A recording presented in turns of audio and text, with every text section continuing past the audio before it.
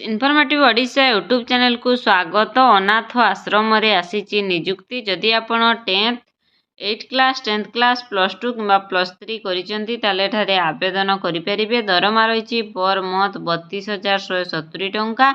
एठारे चाकरी करिबा पई कोनोसी परीक्षा हबो नाही, सीधा भर्ती करा हबो।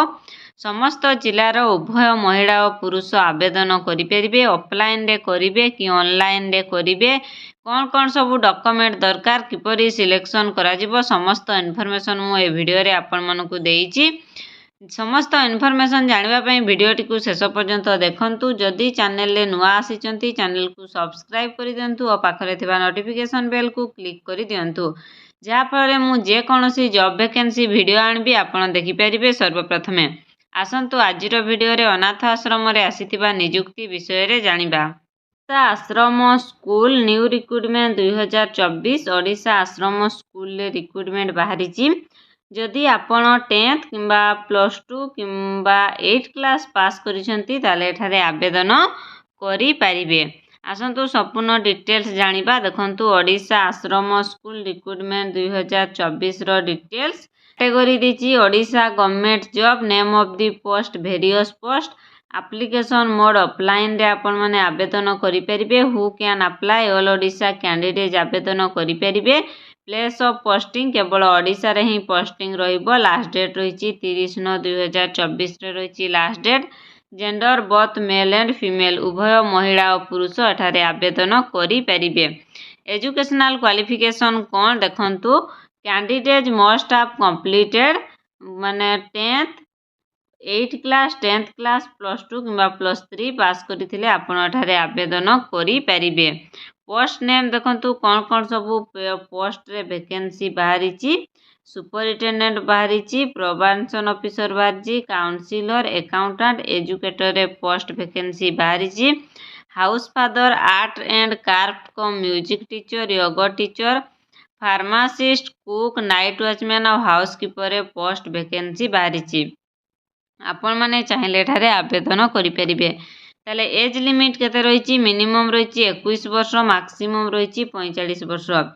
45 वर्ष रु कम हेतिबो, 21 वर्ष रु अधिक होइतिले आपण माने एठारे आवेदन करि परिबे। किछि पिलांकर एज रिलैक्सेशन मध्ये रहिची। ओबीसी पई 3 वर्षर, एसटी एससी पीडब्ल्यूडी पई 5 वर्षर, एक्स सर्विसेस मैन पई 5 वर्षर, पीडब्ल्यूडी प्लस एसटी एससी पई 15 वर्षर एज रिलैक्सेशन रहिची। ताले सिलेक्शन प्रोसेस किपर रहइबो, कैरियर मार्क बेसिस रे हेबो, इंटरव्यू हेबो आ डॉक्यूमेंट वेरिफिकेशन हेबो। आसंतु एबे जानिबा एप्लिकेशन फी केते। कोनोसी कैंडिडेट पे एठारे एप्लिकेशन फी नाही, समस्ते फ्री रे आवेदन करि परिबे। कोनोसी कैंडिडेट मध्ये एठारे आवेदन फी देबे नाही। ताले इंपोर्टेंट डॉक्यूमेंट सब कौन कौन, क्वालिफिकेशन सर्टिफिकेट रे डेट ऑफ बर्थ बा आवश्यक, रिसेंट कलर साइज फोटो आ कास्ट सर्टिफिकेट, एतिकी सर्टिफिकेट हेले आपण माने सेठारे आवेदन करि परिबे। Apply start date already start हो जाइए। लास्ट डेट अच्छी 30 सेप्टेम्बर 2024 रे अच्छी लास्ट डेट। आपण माने जदि जॉब करबा पई चाहउचंती ताले अप्लाई करिनियंतु। जदि आपण माने किछि स्क्रीन रे देखि पारुथिबे, एठी इंपोर्टेंट लिंक देई देइछि। आपण जदि नोटिफिकेशन पीडीएफ देखिबा पई चाहउचंती, जो क्लिक हर देइछि से क्लिक हरे क्लिक कले आपण नोटिफिकेशन पीडीएफ देखि परिबे। ताले नोटिफिकेशन पीडीएफ किपर देखिबे, आपण गूगल को जाइकी सर्च करिबे ओडिशा गवर्नमेंट जॉब रे। सर्च करि सला परे आपण माने सेठारे देखिबे लेखा थिबो जे ओडिशा आश्रम रे निजुक्ति। ताले आपण सेठा को जाइकी देखि परिबे। जो क्लिक हर अछि सेठारे आपण क्लिक करले जानी परिबे। देखंतु ये बाहरीची वनवासी सेवा आश्रम रे पोस्ट वैकेंसी बाहरीची। तो ये होची मालकानगिरी डिस्ट्रिक्ट रो वैकेंसी बाहरीची। आपण माने जदि मालकानगिरी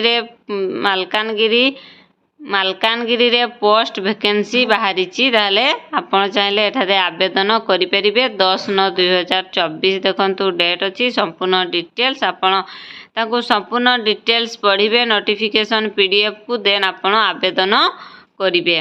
आशा करूची आजर वीडियोटी आपण मानकु भल लागितबो। जदि भल लागिची वीडियोटी को लाइक करंतु, निज फ्रेंड और सांगसाथी मानकु शेयर करंतु।